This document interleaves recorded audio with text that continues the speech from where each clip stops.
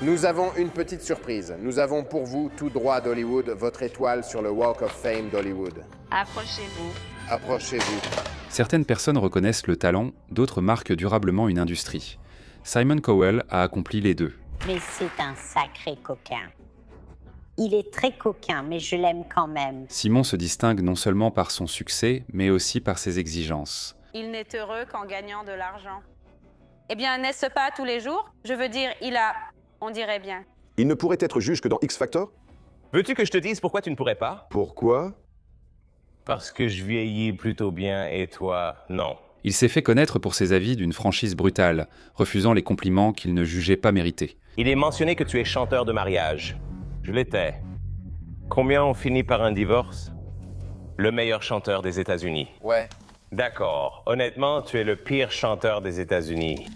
Certains le trouvaient dur, mais beaucoup admiraient un son courage à dire ce que d'autres n'osaient en pas. Je ne veux pas être impoli, mais tu pourrais être le pire chanteur de New York. Ne le prends pas personnellement. Mais s'il te plaît, non. Je suis sérieux. Tu es parmi les pires chanteurs que j'ai jamais entendus. Derrière cette critique acerbe se cachait quelqu'un qui se souciait vraiment du potentiel. Il poussait les gens à s'améliorer, les poussait au-delà de leurs limites et attendait l'excellence de tous ceux qui montaient sur scène. Tu es très beau, Ed. Merci, Simon. On me prend souvent pour toi. Quoi? Oui.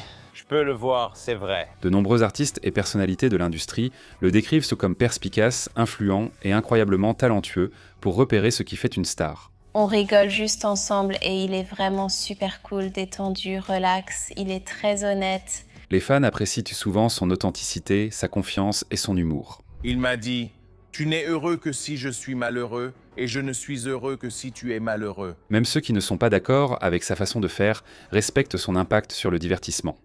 Découvrons maintenant l'avis des autres sur Simon Cowell. Simon Cowell est le meilleur patron que l'on puisse avoir au monde, vraiment. Dès la première personne qui est sortie, tu sais, on a commencé à se taquiner. Et c'était tellement amusant. Je veux dire, je n'arrive pas à croire que c'est un travail parce que ça n'en a pas l'air. On a juste l'impression de s'amuser. Je suis flattée parce que Simon n'est pas quelqu'un qui aime vraiment, tu sais... Sortir trop souvent. Sortir et voir du monde. Et ça comptait tellement pour moi. Je veux dire, je lui ai dit, vous devriez venir. Je vais faire l'avant-première de Griselda à Londres. Et il est vraiment venu. Et j'étais super enthousiaste. Les gens voient Simon comme Mr. Nasty. Et c'est la personne que tu veux vraiment impressionner le plus. Mais pour moi, c'est monsieur important. Et je te remercie pour tout. C'est un plaisir, merci. Tu sais ce qu'il m'a dit l'autre jour? Il m'a dit « Tu sais pourquoi je t'aime bien, ma chérie? Il m'appelle ma chérie. » Et moi, je lui dis « Quoi donc ?» Il me répond « Parce que tu es bizarre. Les gens pensent que je suis bizarre, mais toi, tu es encore plus bizarre que moi. » Je suis vraiment fière de là où nous avons commencé, de la façon dont nous avons commencé et de là où nous en sommes arrivés. Si Dieu le veut, nous avons encore beaucoup de chemin à parcourir et une longue vie devant nous. Je voudrais vraiment que tu plantes ce couteau dans la poitrine de Simon Cowell, s'il te plaît. D'accord? Non! Pour un cauchemar, au fait. Pourquoi est-ce que je t'aime, Simon? Et apparemment, à l'époque, Simon avait une coccinelle sur son rebord de fenêtre depuis 2 semaines, à laquelle il donnait à manger et à boire, ce qu'il va sûrement me reprocher de vous raconter. Mais en réalité, c'est un vrai grand sensible, donc je vais être honnête avec vous. Je veux dire, c'est toujours là, comme un seigneur des ténèbres. Oui, je leur ai tout dit. Il doit être là-haut maintenant. Un sniper nous vise en ce moment. Mais il est toujours au courant de tout. Il suit toujours l'émission de près. Parce que c'est lui, vous savez, la personne qui a lancé America's Got Talent. Donc, je suis impatiente de voir ce qu'il va dire quand il sera assis à côté de moi et qu'il, vous savez, jugera les candidats. Pour être totalement honnête avec vous, cette touche Simon me manque. Donc à chaque fois que je regarde au bout de la table et que je ne vois pas mon pote, ça me manque. Simon Cowell m'a dit, je l'ai rencontré après l'émission et j'ai dit, j'étais comme une groupie. J'ai demandé, est-ce que je peux prendre une photo avec vous? Et il m'a dit, est-ce que je peux juste dire que vous avez une très belle voix? J'ai ressenti exactement ce qu'ils vivent dans l'émission. Mon cœur a lâché. Je me sentais comme un gamin de 2 ans, incapable de parler anglais. Mais c'était très agréable et Simon est vraiment adorable.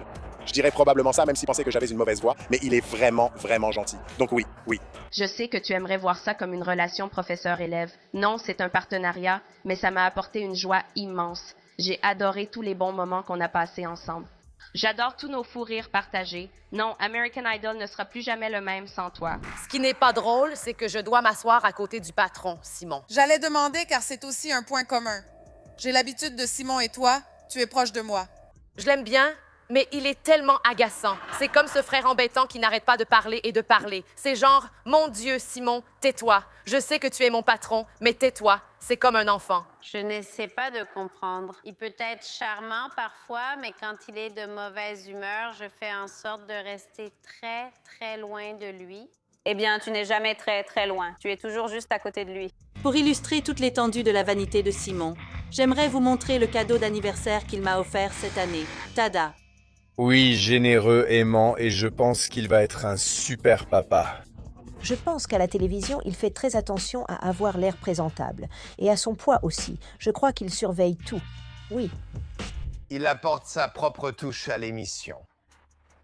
Wow. Et il dit, c'est ça que j'aime chez toi. Avec toi, je me sens normal.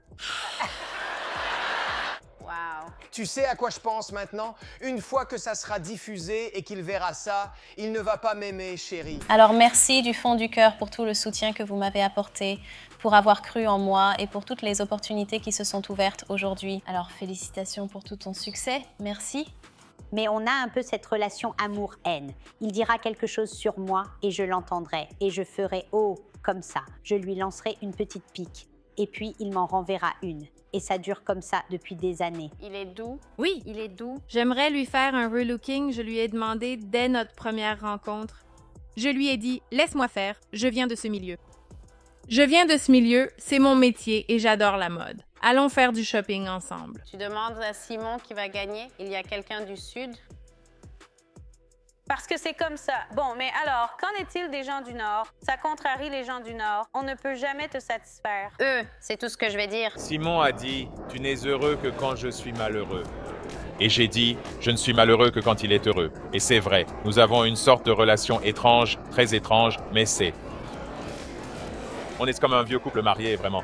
Tu as dit cette année des choses assez méchantes sur Simon Cowell. Alors, est-ce bien avisé de dire des choses méchantes sur ton patron?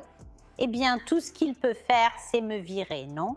Et donc, s'il veut me virer, il peut me virer parce que j'irai trouver un autre travail ailleurs. On a eu une brève conversation au téléphone, puis on s'est retrouvés pour prendre un thé, ce qui s'est transformé en 2-3 heures de discussion. C'est juste parler du bon vieux temps, à quel point on a aimé l'émission, travaillé ensemble, ce qu'on voudrait changer, ce qui nous manque. Une fois, on était dans son jet privé et il a juste annoncé à tout le monde dans l'avion « Je viens de vendre ma Ferrari aux enchères. Les gars, je viens de gagner 50 000 $.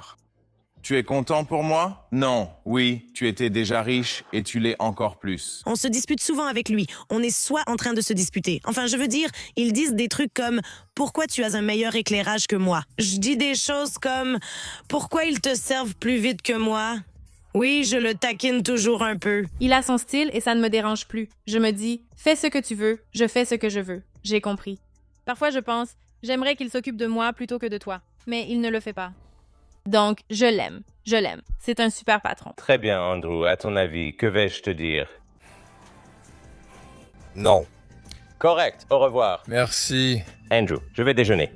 Merci beaucoup. C'est un peu impoli, non? Je n'ai pas le temps pour ça.